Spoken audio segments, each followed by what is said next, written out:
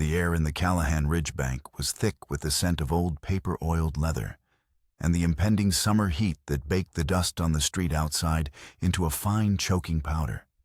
Vaughn Rowe stood in line, his hat held loosely in one hand, his gaze fixed on a crack in the plaster ceiling.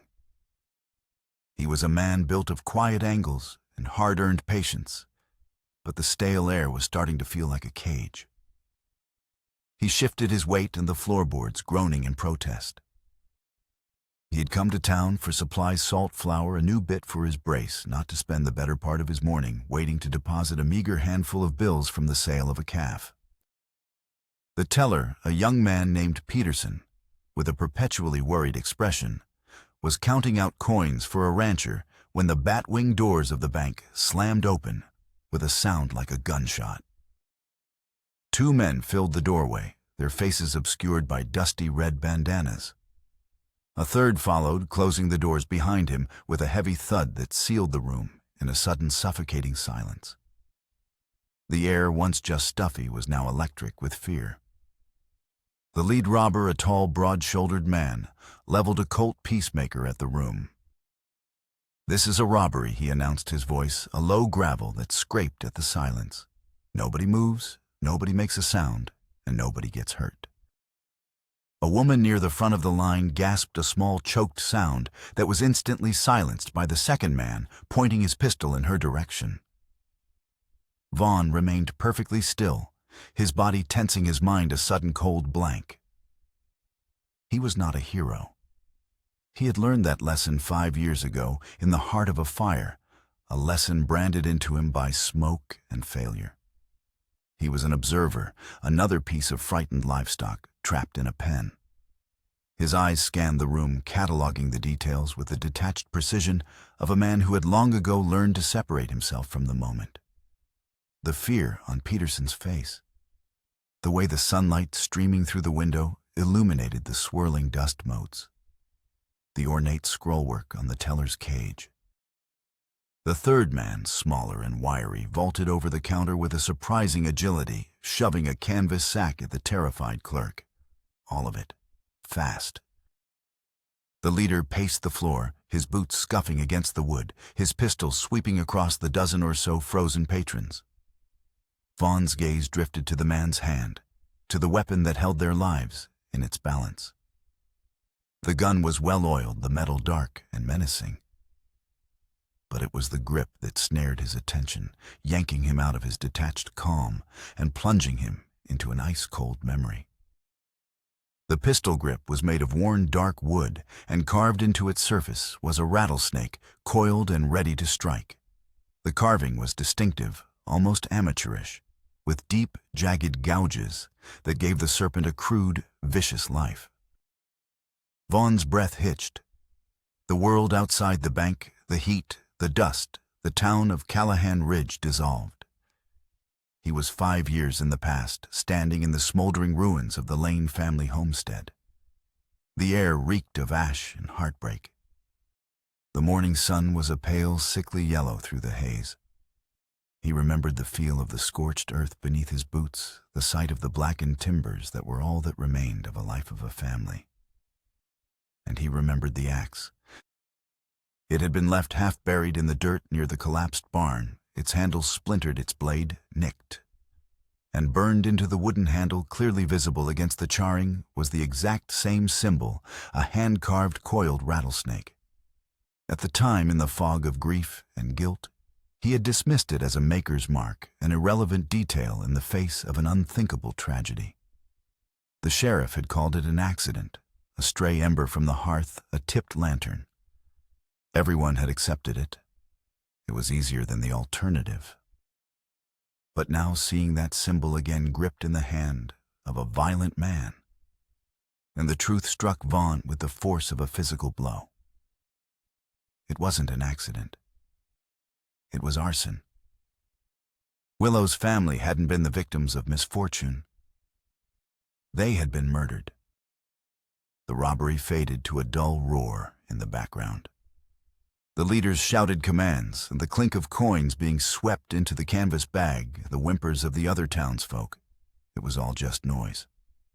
The only thing that mattered was the rattlesnake on the gun.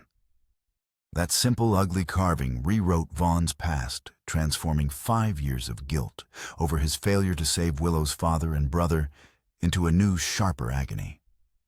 He had not only failed to save them, he had failed to see the truth of why they died. He had let the men responsible walk free.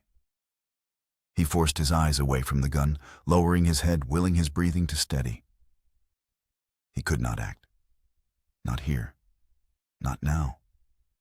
To do so would be suicide, and he would be of no use to Willow dead. His new purpose settled over him, cold and heavy. As a burial shroud, he had to find these men. He had to uncover why they had set that fire. He had to deliver the justice that had been denied for 5 long years. The robbers were backing toward the door, their sack heavy with the town's money. "Nobody follows for 10 minutes, the leader warned, his pistol still scanning the room. "We'll be watching." The doors swung shut, leaving behind a ringing silence and the smell of fear. For a moment, no one moved. Then the woman who had gasped earlier began to sob, and the spell was broken. People stirred their movements, shaky and uncertain. Vaughn remained rooted to the spot as the image of the rattlesnake seared into his mind. He was no longer just a man haunted by his past. He was a man with a hunt to begin. The fire that had nearly destroyed his world had just been rekindled, and this time he would not let the truth turn to ash. Willow Lane ran her boarding house with a quiet, unyielding efficiency that left little room for sentiment. The floors were scrubbed, the linens were clean, and the meals, while simple, were always on time. It was a life built on the foundations of routine, a fortress of small, necessary tasks to keep the ghosts at bay. For the past 2 years, she had lived within these walls in Callahan Ridge, a town that remembered her as a tragedy. They looked at her with pity, their whispers following her down the street like shadows, the poor Lane girl, the one who lost everyone. She met their sympathy with a polite, impenetrable wall. Pride was the only thing the fire hadn't taken, and she guarded it fiercely. This afternoon, she stood on the porch, shaking a braided rug with sharp, angry snaps that sent clouds of dust into the dry air. Across the street, a new sign was being hoisted above the Mercantile, its fresh paint gleaming in the sun. Callahan Ridge was growing. But Willow felt like she was standing still forever, anchored to a past that the town refused to forget. A carriage far too opulent for these dusty streets rolled to a stop in front of her boarding house. The horse was a fine black thoroughbred, and the leather of the harness polished to a high sheen. A man descended his movements, smooth and deliberate. Silas Blackwood. He was the town's benefactor, the owner of the sprawling SB ranch that choked the valley, his wealth as vast and unavoidable as the Montana sky. He was handsome in a severe way, with silvering temples and eyes the color of a winter frost. He smiled as he approached, but the expression never quite reached his eyes. "Miss Lane," he said, his voice a rich baritone that commanded attention. He removed his hat, a gesture of respect that felt more like a performance. "A fine afternoon." "Mr. Blackwood," Willow replied, her knuckles white on the rug.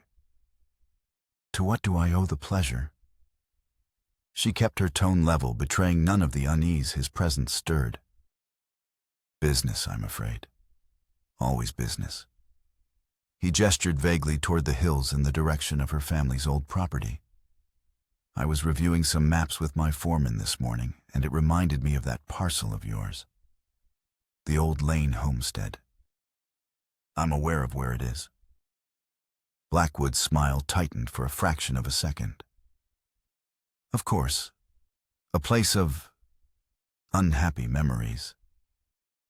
It occurs to me that it must be a burden paying taxes on a piece of worthless, burnt-out land. I am prepared to make you a generous offer, to take that weight off your shoulders." The condescension in his voice was a spark on dry tinder. "It's not for sale," she said, her voice sharp. My dear girl, be reasonable. He purred. The well has been dry for years, and the soil is all rock and sorrow. It has no value. My offer is one of charity. The well is not dry, she countered, though she had not been out there in years to know for sure. And my family's land is not an object of your charity. From across the street, leaning against the shadowed wall of the smithy, Vaughn watched them. He had returned to Callahan Ridge 6 months ago, a ghost drawn back to the scene of his greatest failure. He'd bought a small failing ranch miles out of town, a place to lose himself in the hard labor of solitude. He worked from before his sunup to after sundown, hoping to exhaust his body so his mind would have no energy left for memory. It never worked. Every night the smoke filled his dreams. He saw Willow's face pale with terror in the firelight and heard the screams of the family he couldn't reach. He had kept his distance from her, believing his presence would only be a painful reminder. He saw her in town sometimes, a fleeting glimpse of her straight-backed figure, her chin held high. She looked strong, resilient, but he could see the deep well of sadness in her eyes, the same one he saw in his own reflection. Seeing her with Blackwood now, however, ignited a different feeling, a low, protective anger. Blackwood was a vulture who circled anything he perceived as weak. Vaughn watched as Blackwood placed a hand on the porch rail, leaning in as if sharing a secret. Vaughn was too far away to hear the words, but he saw the way Willow recoiled, her body stiffening. Finally, she said something short and clipped, and Blackwood straightened his mask of civility, slipping to reveal a flash of cold fury. He replaced his hat, gave a curt nod, and strode back to his carriage, leaving Willow standing alone on the porch, trembling with a rage she refused to show. Vaughn's own guilt, a familiar heavy cloak, settled around him again. He had left her to face all of this alone. He had run from the fire, from the grief, from her, and in doing so had left her vulnerable to men like Blackwood. The image of the rattlesnake carving flashed in his mind, sharp and clear. The robbery was a fresh wound, but it bled into the old one. He now understood that the threat to Willow hadn't ended with the fire. It had merely changed its shape. He had a debt to pay, not just to the dead, but to the living. And watching Willow stand her ground against the most powerful man in the territory, he knew he could no longer pay it from a distance. A week later, the official letter arrived. It was delivered by the sheriff's deputy, a nervous boy who wouldn't meet Willow's eye. The envelope was thick, the seal from the Territorial Bank, crisp and imposing. Her hands were steady as she opened it, but a cold dread pooled in her stomach. Inside the dense legal script was mercilessly clear. The loan her father had taken out against the homestead, or the one she had been dutifully paying down with every spare dollar from the boarding house, was being called in. The bank was demanding payment in full within 30 days. If she failed, they would begin foreclosure proceedings. The amount was impossible. It was more money than she had seen in her entire life. She sank onto the stiff parlor chair, the letter trembling in her hand. This wasn't a coincidence. It was a direct result of her refusal of Blackwood's charitable offer.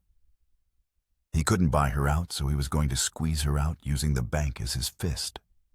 Her pride, her one remaining shield, felt brittle enough to shatter.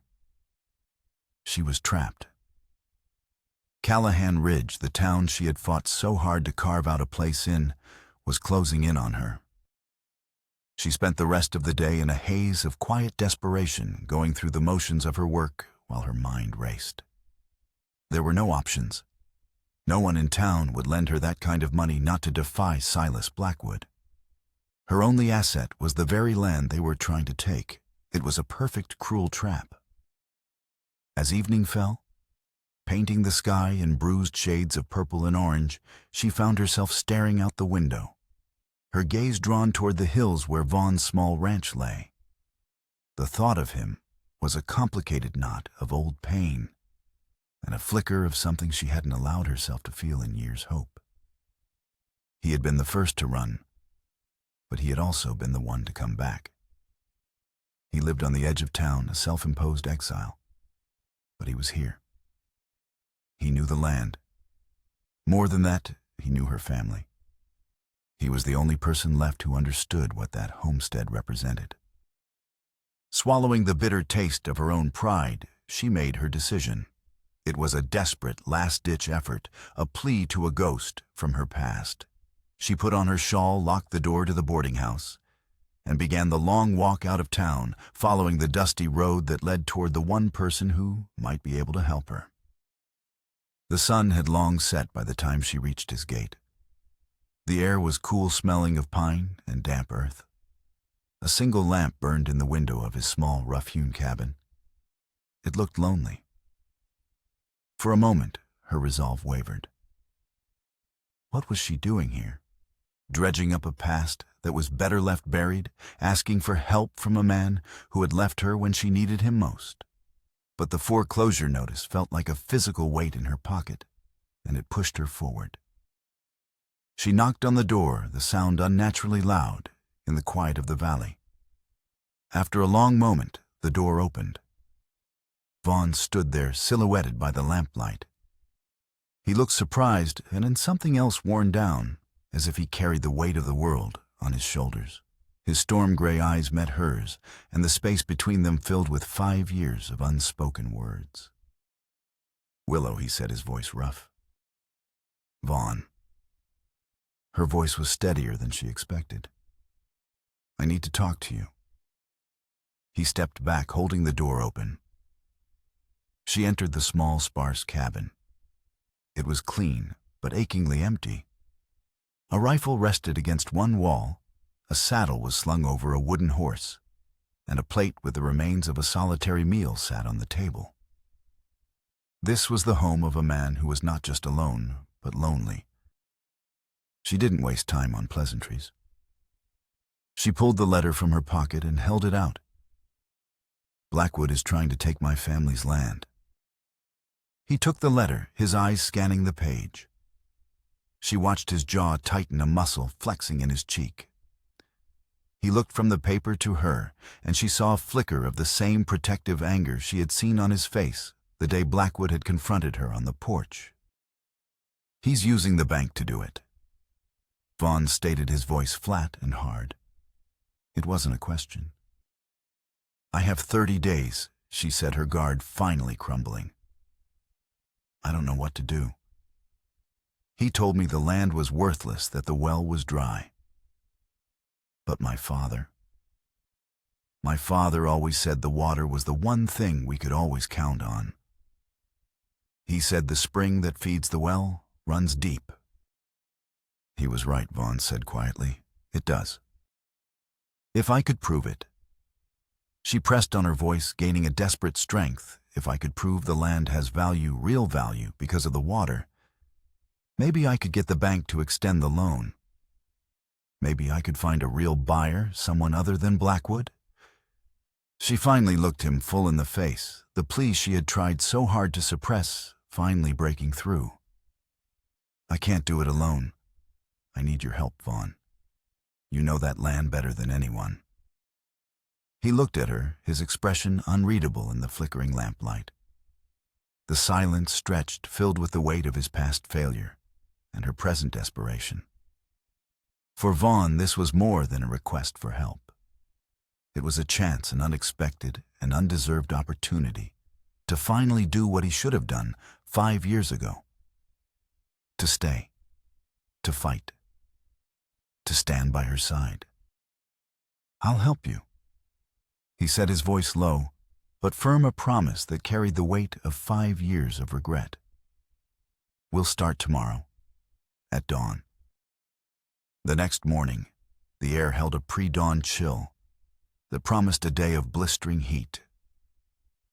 They rode out together, the silence between them, less a chasm of unspoken grief and more a fragile truce forged in shared purpose. Vaughn led the way toward the old Lane property, the landscape growing more familiar and more painful with every step of the horse's hooves. When they crested the final ridge, the homestead came into view. The sight was a physical blow to Willow. The cabin was gone, reduced to a blackened foundation choked with weeds. The barn was a skeleton of charred timbers. Only the stone chimney stood a lonely monument to a life that had been erased. Vaughn reined in his horse, his gaze fixed on the ruins, his face a mask of stone. He remembered this place teeming with life. The sound of her father's laughter, the smell of her mother's baking, the sight of her younger brother chasing chickens in the yard. Now there was only a profound, listening silence. Willow dismounted, her movements stiff. "I haven't been back here," she said, her voice barely a whisper. "Not since the funeral." Vaughn swung down from his saddle. "We're here for the well." His tone was direct, a deliberate attempt to steer them both away from the memories that threatened to swallow them whole. The well was set back from the house, covered by heavy weathered planks. Together, they heaved them aside, revealing a dark, circular opening. The air that rose from it was cool and damp, smelling of stone and deep earth. Vaughn lit a lantern and began lowering it on a rope.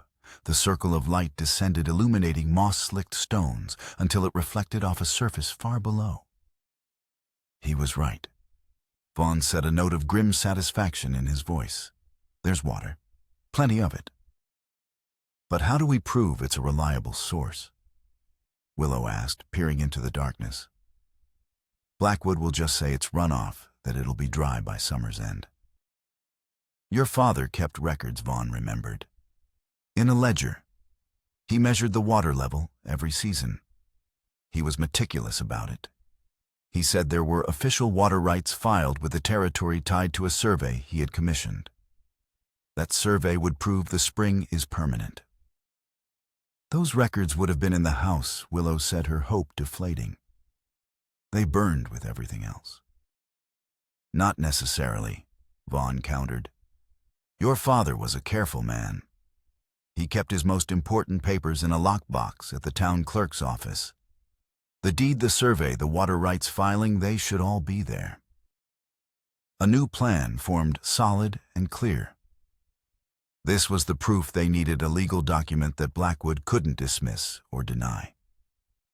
They rode back to Callahan Ridge, a current of cautious optimism running between them. For the first time, Willow felt like she was fighting back, not just enduring.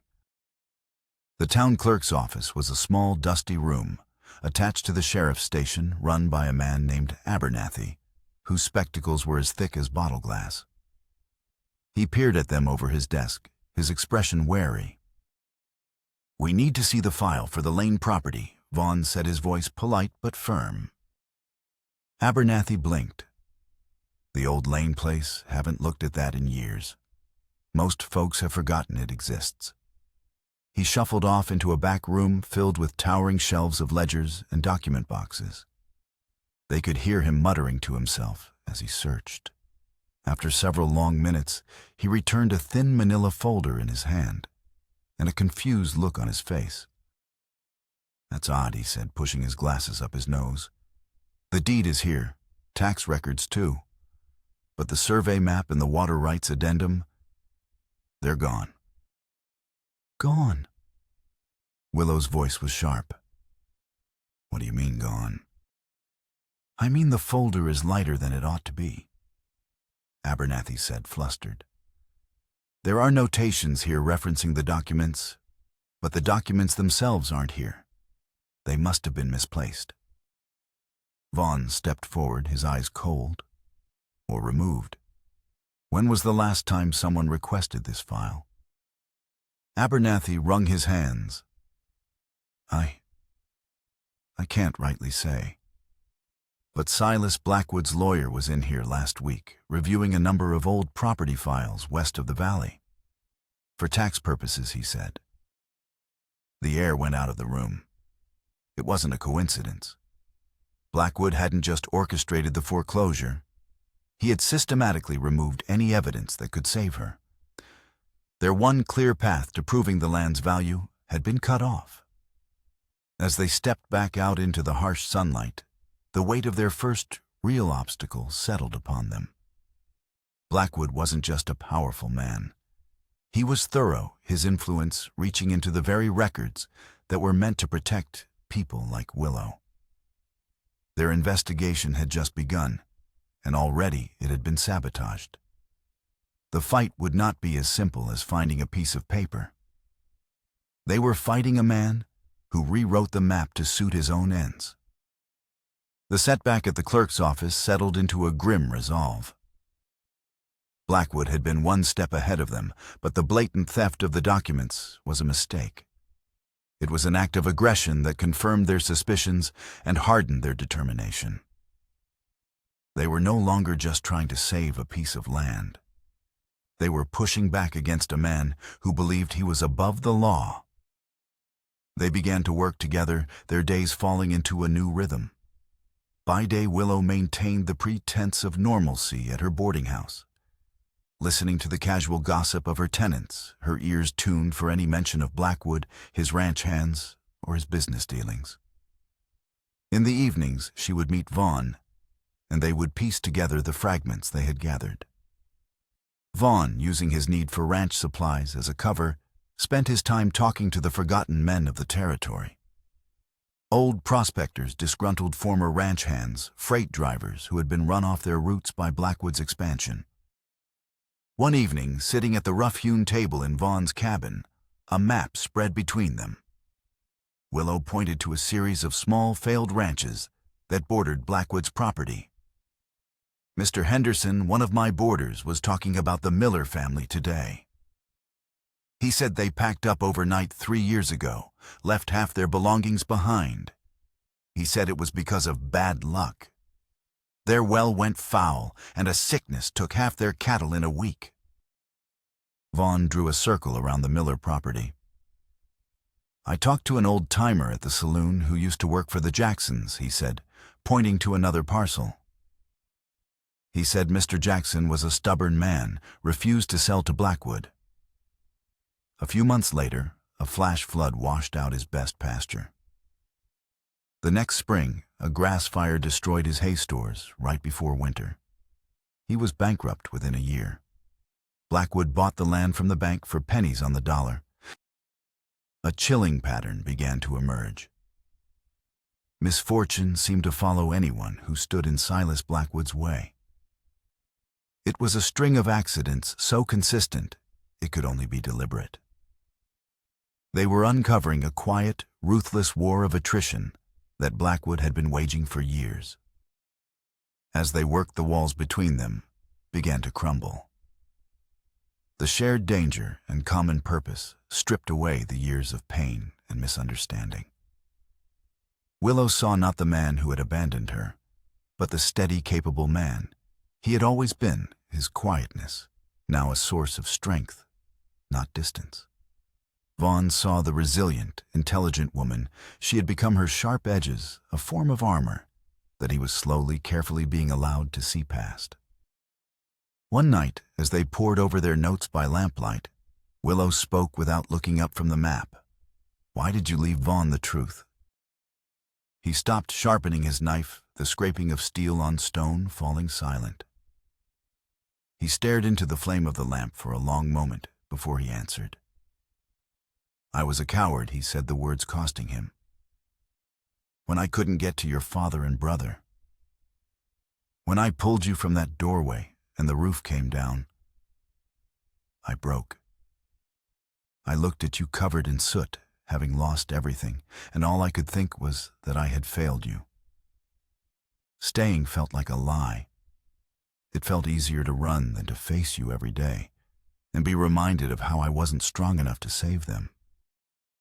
Willow finally looked at him, her eyes soft in the warm light. "You saved me," she whispered. "You were the only reason I survived. I was angry that you left, but I was never angry that you didn't save them. No one could have." The confession hung in the air between them, a release of pressure that had been building for 5 years. It wasn't forgiveness, not yet, but it was understanding. It was a bridge across the chasm that had separated them. Their investigation took a more dangerous turn when Vaughn tracked down one of the men who had worked the Jackson ranch. The man, a jumpy fellow named Silas, was now a drunk who haunted the back alleys of a town 50 miles away.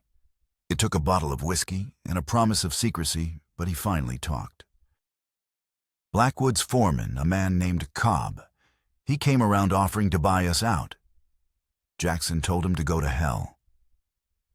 A week later, me and another hand saw Cobb and 2 others upriver from the Jackson place rolling boulders into the creek bed. Just a few, not enough to dam it, but enough to change the flow.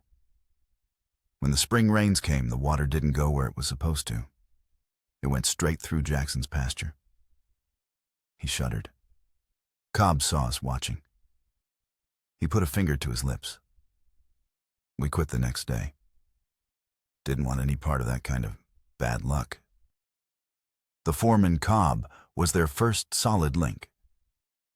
And then came the connection they had been searching for. Vaughn was in the saloon in Callahan Ridge, nursing a beer and listening when he overheard 2 of Blackwood's men talking. They were drunk and boasting. "Heard the boss is getting impatient about that Lane girl," one of them slurred. "Should have just sent Jed and his boys to scare her out from the start." "Jed's busy," the other grumbled. "Ever since that bank job he's been laying low, boss has him on ice." Vaughn's blood ran cold. Jed. The name meant nothing, but bank job meant everything. He thought of the robber with the rattlesnake insignia on his pistol. He now had a direct line. The bank robbers worked for the same man who was trying to steal Willow's land. The fire, the foreclosure, the robbery, they were all threads of the same web, with Silas Blackwood sitting at its center. He left the saloon, his mind racing. Their quiet investigation had just escalated. They were no longer just uncovering old crimes.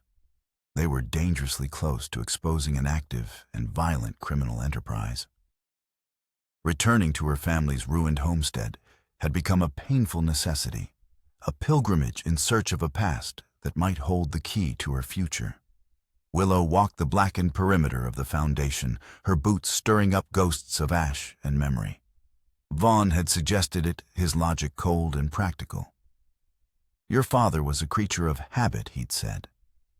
If he had something to hide, something he feared losing, he wouldn't have kept it in the house or the bank. He would have put it somewhere safe, somewhere he trusted. She had searched the barn, the root cellar, and the smokehouse, finding nothing but decay. Discouraged, she sank down onto the large hearthstone, the only part of the fireplace that had survived intact. It was the heart of the home, the place where her family had gathered on cold winter nights. She ran her hand over its rough, soot-stained surface. Her fingers caught on a loose stone near the base one that jutted out slightly. Curious, she pried at it. It was stubborn, but with effort it shifted, revealing a small, dark cavity behind it. Her heart began to pound. Reaching inside, her fingers brushed against oilcloth. She pulled out a small wrapped bundle. With trembling hands, she unwrapped it to find a slim, leather-bound journal. She opened it. The first page read in her father's familiar steady script. Property Journal, Daniel Lane. She and Vaughn read it together that night in his cabin, the lantern casting a golden circle of light on the brittle pages. For the first few years, it was exactly what Vaughn had predicted, a meticulous record of rainfall, crop yields, and the unwavering depth of the well. But then the entries began to change. Maurice-Fort, May 1873. The survey is complete. The geologist confirmed my suspicions. It is not a spring that feeds our well, but the edge of a great aquifer, a hidden river of pure water running beneath this valley. It is a source so vast it could support a town twice the size of Callahan Ridge. This knowledge must be kept secret. In the wrong hands, it would be a weapon. Willow looked at Vaughn, her eyes wide. This was it. This was the motive. Blackwood wasn't after a small patch of ranch land. He was after the water, the most valuable resource in the territory. Control the water, and you control everything. They read on her father's entries, growing more fearful. September 1873. Silas Blackwood visited today. He spoke of partnership of the valley's future. His eyes are like a wolf's. He knows something, or he suspects. He offered to buy the north pasture. I refused. He did not take it well. He said, "Every man has his price lane, or his breaking point." The words felt like a threat. October 1873. One of Blackwood's men was seen near our well. He rode off when he saw me. A man named Cobb. I am moving my most important papers. I have begun to fear more than just losing my land. The final entry was dated the day before the fire. The handwriting was rushed, almost frantic. Blackwood knows. I don't know how, but he knows about the aquifer. He made another offer today no longer veiled in courtesy. It was an ultimatum. He spoke of my family of Willow. He said it would be a shame if such a lovely family were to meet with some bad luck. This is no longer about business. This is a threat against my children. I will not be intimidated. This land, this water, it is their birthright. I will see him in hell before I let him take it. Willow closed the journal, a single tear tracing a path through the dust on her cheek. The truth was heavier than she could have imagined. Her father hadn't died in a tragic accident. He had been murdered for defending his family, for protecting her future. The fight was no longer about a foreclosure notice or a piece of land. It was about justice for her father. The discovery of the journal was their midpoint twist, the moment their personal quest for survival transformed into a righteous battle against a hidden evil. The stakes were no longer just financial. They were moral. They had the motive and the proof of intent.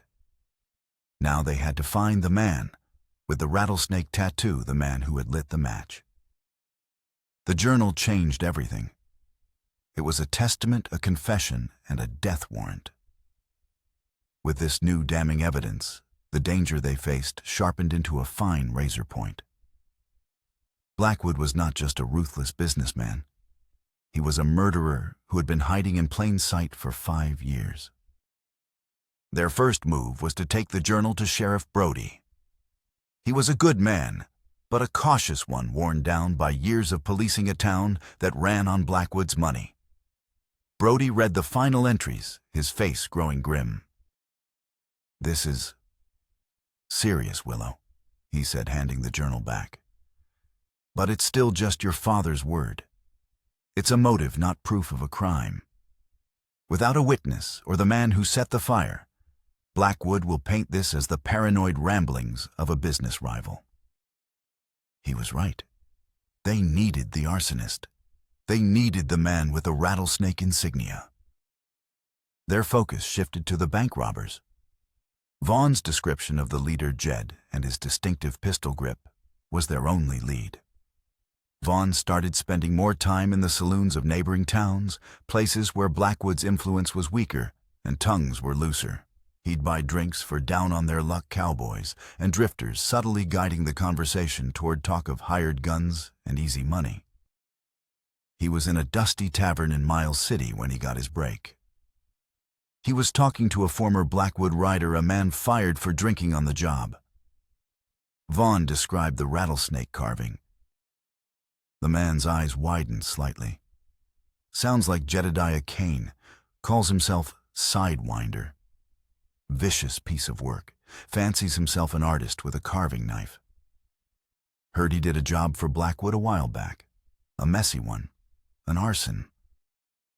The final piece clicked into place. Jedediah Sidewinder Kane was their man. But Blackwood was not a man to be trifled with. He felt the net closing. Abernathy, the town clerk, must have warned him about their inquiries. His foreman, Cobb, would have reported Vaughn's questions. Blackwood decided to strike first. It happened on a Tuesday. Vaughn was in Callahan Ridge buying feed. As he loaded the sacks onto his wagon, Sheriff Brody and 2 deputies approached, their expressions grim. Vaughn Roe Brody said, his voice heavy with reluctance. "I have a warrant for your arrest." Vaughn froze his hand on a sack of grain. "On what charge?" "Armed robbery," the sheriff said.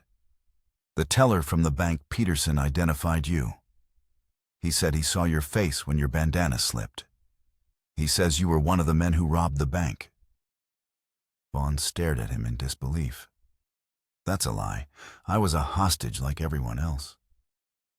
He gave a sworn statement, Brody said, his eyes filled with something akin to apology. "My hands are tied. I have to take you in." It was a frame-up elegant in its cruelty. Blackwood had used the very crime that had given Vaughn his first clue to neutralize him. Peterson, the terrified young teller, had likely been threatened or paid off. With Vaughn in jail, the investigation would die. "Sheriff, you know this is a lie," Vaughn said, his voice low and urgent. "Blackwood is behind this. I can only act on the evidence I have." Brody replied, though he refused to meet Vaughn's gaze. "Don't make this difficult." Vaughn saw the trap closing. If he went to jail, he was finished. He would be silenced one way or another. He had only one option. In a sudden explosive movement, he shoved the heavy grain sack into the nearest deputy, sending him stumbling backward. He vaulted over the side of the wagon and sprinted for the alley between the Mercantile and the saloon. "Stop him!" Brody yelled, but Vaughn was already gone, disappearing into the maze of backlots and sheds behind the main street. He was now a fugitive, a man wanted for a crime he didn't commit, framed by the man he was trying to expose. He made it back to his ranch under the cover of darkness, his mind reeling. He couldn't stay. A posse would be there by morning. He scribbled a hasty note for Willow explaining what had happened and telling her where to meet him, an old abandoned line shack high in the northern hills. He told her to be careful that Blackwood knew they were close. He urged her to find Jedediah Kane. He left the note under a loose stone by their meeting spot and then disappeared into the wilderness, a wanted man. The roles were now reversed. Vaughn was forced into hiding, and Willow, who had once been the victim, had to become the hunter. She had to continue the investigation alone, communicating with a fugitive in secret with the full weight of Silas Blackwood's power, now actively working to crush them both. The news of Vaughn's warrant and subsequent escape hit Willow like a physical shock. One moment, they were partners on the verge of a breakthrough. The next, he was a fugitive, and she was utterly alone. Blackwood had retaliated with brutal efficiency, turning the law itself into his weapon. But fear quickly gave way to a cold, hard fury. This was no longer just about justice for her father. It was about saving the man who had returned to fight for her. She retrieved Vaughn's note, her heart aching at his forced exile. His instructions were clear: find Kane. With Vaughn's name now tied to the robbery, she couldn't risk asking questions openly. She had to be smarter, more subtle. She sold a few of her mother's remaining silver pieces, a locket, a pair of combs, to raise a small amount of cash. Then she began her search. She started by taking the stagecoach to Miles City, telling her boarders she was visiting a sick cousin. She dressed plainly, a lone woman in a sea of dusty cowboys and gruff miners, making herself as unmemorable as possible. In the saloons Vaughn had described, she wouldn't ask about Kane directly. Instead, she would sit quietly nursing a small sarsaparilla and listen. She learned to filter the boisterous noise, picking out names and locations from drunken conversations. The name Sidewinder came up twice, always in hushed, fearful tones, linked to a string of violent jobs from the cattle country to the mining camps. He was a ghost, a hired gun, who left no trail.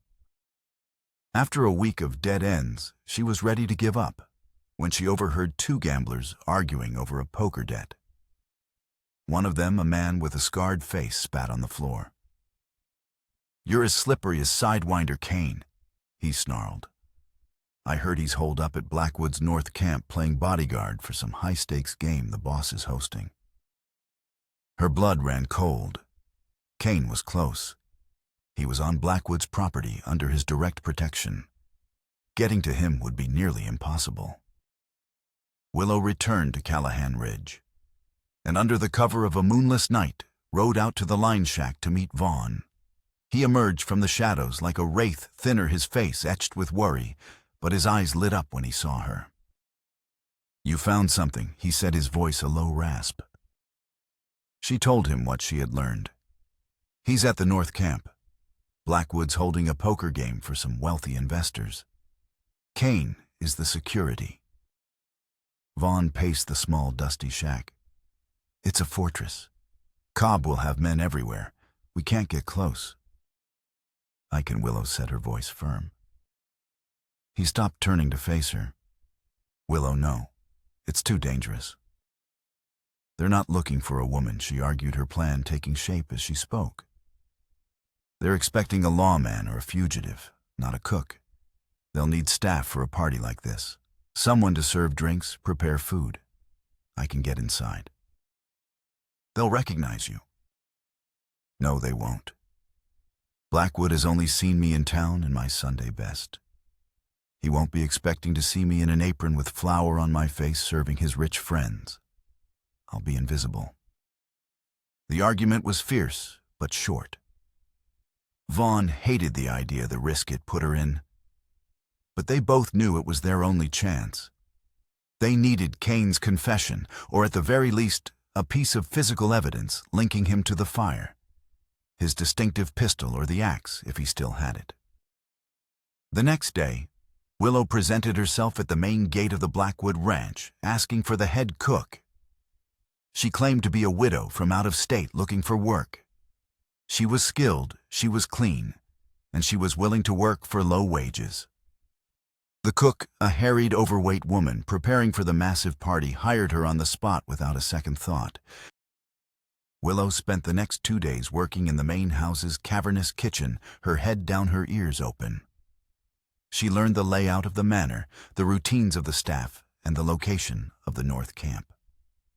The night of the game arrived with a ferocious thunderstorm that clawed at the sky, the wind howling around the eaves of the grand house. It was the perfect cover. As the guests arrived, their fine carriages splashing through the mud, Willow saw her chance. Blackwood and Cobb were distracted playing the gracious hosts. She slipped out of the kitchen with a tray of whiskey, ostensibly for the guards at the gate, and made her way toward the North Camp, a small, secluded lodge set deep in the woods where the real party was happening. She found the lodge, its windows blazing with light, and the sound of laughter and clinking glasses spilling into the stormy night. She could see Kane through a window. He was standing near the door, a hulking silhouette, his hand resting on the pistol at his hip. The rattlesnake carving was unmistakable even from a distance. She needed to get him alone. Remembering a detail from Vaughn's note that Kane was a notorious cheat and kept a stash of marked cards, she found the woodshed behind the lodge. Inside, she located a discarded axe. With a deep breath, she took the axe and smashed the lock on a nearby tack room, making it look like a clumsy theft. Then she waited in the shadows. As she had hoped, one of the guards eventually discovered the broken lock and reported it. Kane, annoyed at the interruption, came out to investigate, leaving the game for only a moment. He stalked toward the tack room, his pistol drawn. This was her moment. She stepped out from behind the woodshed, holding an old lantern. "Excuse me, sir," she said, her voice trembling just enough to sound convincing. "I thought I heard a noise out here." Kane turned, his eyes narrowing suspiciously. In the flickering lantern light, she could see his face clearly cruel-scarred and utterly devoid of mercy. He saw the axe marks on the door. "What are you doing out here?" he growled. "I was just—" she began, and then she let the lantern slip as if in fright, plunging them into near darkness. In that instant of confusion, she lunged not at him, but at his gun belt. Her fingers closed around the wooden grip of his pistol. She wrenched it free and scrambled back into the darkness just as he roared in anger. She had the gun. She had the proof. But as she turned to run, the back door of the lodge flew open. Silas Blackwood stood there, a rifle in his hands, his face a mask of cold fury. He had seen the entire exchange. "Well, well, Miss Lane," he said, his voice dangerously soft. "I knew you were resilient. I just didn't realize you were a thief as well." She was trapped. The storm raged around them, the wind screaming through the pines. Behind her was a killer, and in front of her was the man who had ordered her family's death. The final confrontation had begun. The rain came down in punishing sheets, turning the ground to slick, dark mud. Lightning bleached the sky white, followed a heartbeat later by a crack of thunder that seemed to shake the very foundations of the earth. Willow stood frozen between the lodge and the woodshed, Kane's heavy pistol in her hand. It felt alien, a piece of someone else's violence. Before her, Silas Blackwood stood on the porch, his rifle held with an unnerving calm. To her side, Jedediah Kane was slowly rising to his feet, a low growl of fury rumbling in his chest. She was trapped the storm, a fitting backdrop for the tempest of violence about to break. "Give me the pistol," Miss Lane Blackwood said, his voice cutting through the howl of the wind. "Let us not make this more unpleasant than it needs to be." Willow's mind raced. Running was impossible. She was cornered. Her only weapon was the truth. "This pistol," she said, her voice shaking but clear, "has a rattlesnake carved into the grip. Just like the axe you left behind after you burned my family alive." Kane froze. Blackwood's chilling smile never wavered. Allegations. How tedious. "Jed, retrieve my property from the lady." As Kane took a menacing step forward, a voice cut through the rain from the darkness of the tree line. "Stay where you are, Kane." Vaughn emerged from the woods, his face grim, a rifle in his hands. He was soaked to the bone, mud caked on his boots, but his eyes were fixed on Blackwood. He had followed Willow, unable to let her face this alone. He had circled the camp waiting for the right moment, and the storm had given it to him. Roe Blackwood sighed, a flicker of annoyance crossing his features. "The wanted man returns to the scene of the crime." How poetic. "You've become a greater nuisance than I anticipated." "It's over, Blackwood." Vaughn set his rifle steady. "The sheriff is on his way. Willow sent a rider before she ever came here tonight." It was a bluff, but a necessary one. Blackwood laughed, a harsh, grating sound. "The Sheriff Brody runs on my leash. He isn't coming. No one is coming for you." He gestured with his rifle toward the lodge, where Cobb and two other men now stood in the doorway, armed and ready. Vaughn and Willow were hopelessly outnumbered. The physical stakes were clear. This was a fight they could not win. "Why," Willow cried out, her voice raw with anguish. "My father. He considered you a neighbor. Why did you do it?" "For a patch of dirt, for water." A shadow passed over Blackwood's face, a deep and ancient pain. The mask of civility finally cracked, revealing the roiling grief beneath. "Water," he spat the word. "You think this was about water? This was never about water. It was about a debt." He took a step forward, his eyes burning into Willow's, and the secondary twist, the true heart of his darkness, was revealed. 20 years ago, before I had a thing to my name, I was partners with your father in a silver claim up in the Graysbulls. A small claim, but it was rich. It was everything I had. My wife, my boy. They were living in a tent city waiting for me to strike it big. And we did. We hit the mother lode. His voice dropped, becoming thick with a venomous sorrow. "And your father, the sainted Daniel Lane, He found a loophole in our partnership agreement, a clause buried in the fine print. He used it to push me out to take my half. Legally, it was his. Morally, it was theft. I was left with nothing. I begged him not for me, but for my family. A week later, a fever swept through the camp. Without money for a doctor or a clean place to live my wife and my son, they died in the mud. Your father built his homestead on their graves.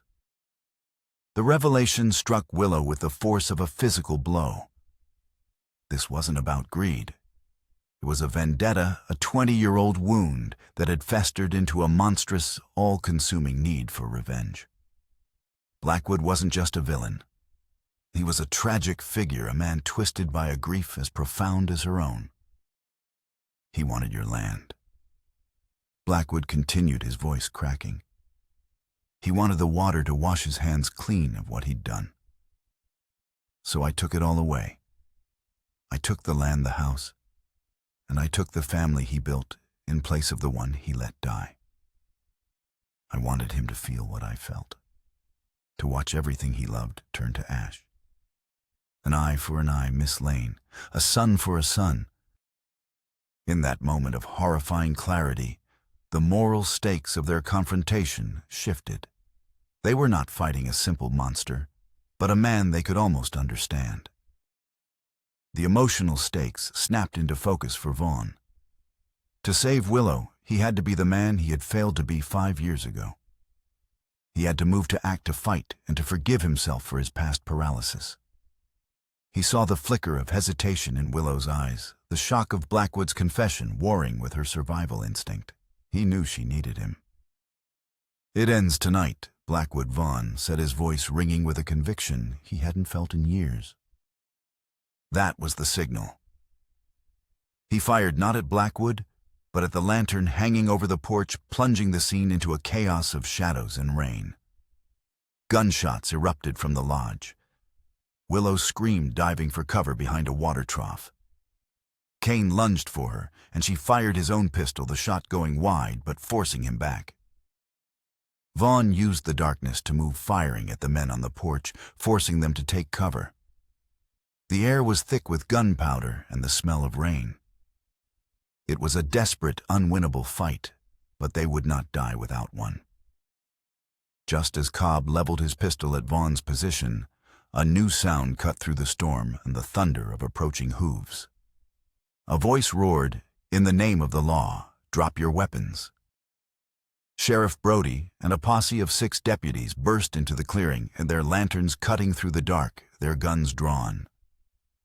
Willow's bluff hadn't been a bluff after all. She had sent a trusted boarder, Mr. Henderson, with a copy of her father's journal and a letter to a territorial marshal in the next county, instructing him to ride only if she didn't return by morning. Brody, cornered by a higher authority, had been forced to act. Caught between Vaughn's rifle and the sheriff's posse, Blackwood's men threw down their guns. Kane, seeing the fight was lost, made a break for the trees, but a deputy's bullet caught him in the leg, sending him screaming into the mud. Only Blackwood remained standing on the porch, his rifle lowered, his face strangely serene. The fight was over. He looked at Willow, his eyes empty of everything but a vast, desolate grief. The thunderstorm began to subside, its fury spent, leaving behind a dripping, wounded silence. The hard-won victory was theirs, but the cost was a terrible, complicated truth that would forever haunt them. In the gray, rain-washed light of dawn, and the aftermath was stark and quiet. Silas Blackwood surrendered without a word, his empire of fear and intimidation crumbling in the mud of his own front yard. His confession, witnessed by the sheriff and his men, sealed his fate. Kane, Cobb, and the others were rounded up, their testimony, a cascade of truths that exposed the rot at the heart of Callahan Ridge. The story of Blackwood's long and bitter vendetta and the true cause of the Lane family fire swept through the town like a flood, washing away years of lies. Vaughn's name was cleared instantly. The teller, Peterson, freed from Blackwood's threats, quickly recanted his statement. his confession adding another charge to the long list against the rancher. Vaughn was no longer a fugitive, but he did not feel like a hero. He just felt tired, the adrenaline of the fight replaced by the heavy weight of all that had been lost. A week later, after the legal formalities had settled, he and Willow rode out to the small windswept cemetery on the hill overlooking the town. 3 simple wooden crosses stood in a line: Daniel Lane, Sarah Lane, Michael Lane. They had brought a small bundle of wildflowers, which Willow laid gently on the patch of earth that covered her father's grave. They stood in silence for a long time, the wind tugging at Willow's hair. The silence was different now. It was not a space filled with unspoken pain, but a quiet place where words could finally take root. "He never told me," Willow said, her voice soft. "About Blackwood's wife and child. He never spoke of it. Maybe he was ashamed," Vaughn offered. "Or maybe he buried it so deep he convinced himself it never happened. People can do that when the guilt is too heavy." He looked at her, his own guilt still a shadow in his eyes. "I know I tried to." "You have nothing to feel guilty for, Vaughn," she said, turning to him. "You came back. You fought. You saved me." "I should have stayed," he said, the words he had needed to say for 5 years. "I should have fought for you then." "We were just children," she replied, her gaze full of a profound and gentle understanding. "And we were broken. But we're not broken anymore." She reached out and took his hand, her fingers lacing with his. It was the first time they had touched not out of necessity or in a moment of shared crisis, but out of simple, quiet affection. They stood there, hand in hand, looking at the grave's 2 survivors, finally able to speak openly about their shared grief, their shared history, and the uncertain future that stretched before them. They were leaving the ghosts behind, not by forgetting them, but by finally making peace with them. Months later, the land began to heal. Spring came to the valley, painting the charred earth of the old Lane homestead with the vibrant green of new life. The air smelled of damp soil and possibility. On the highest, flattest part of the property, overlooking the creek that flowed from the great aquifer below, the foundations of a new house had been laid. It was smaller than the original, built of fresh-cut pine and sturdy river stone, its bones rising from the ground. Not as a replacement for what was lost, but as a testament to what had endured. Vaughn and Willow stood before the cornerstone, a large, perfectly squared block of granite. The sun was warm on their backs. The sounds of hammering had ceased for the day, leaving a peaceful quiet filled with the songs of meadowlarks. Vaughn was no longer the haunted man who had returned to Callahan Ridge. The harsh lines on his face had softened.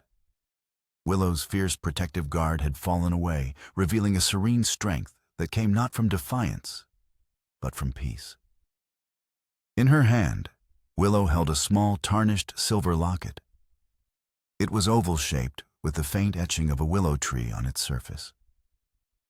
It had been her mother's, one of the few things she had managed to save from a forgotten jewelry box before fleeing town years ago.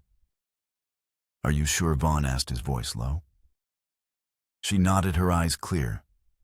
"The past shouldn't be buried and forgotten," she said. "It should be the foundation we build on, to remind us of what we fought for, of who we are." She knelt and carefully placed the locket into the hollowed-out space in the foundation bed.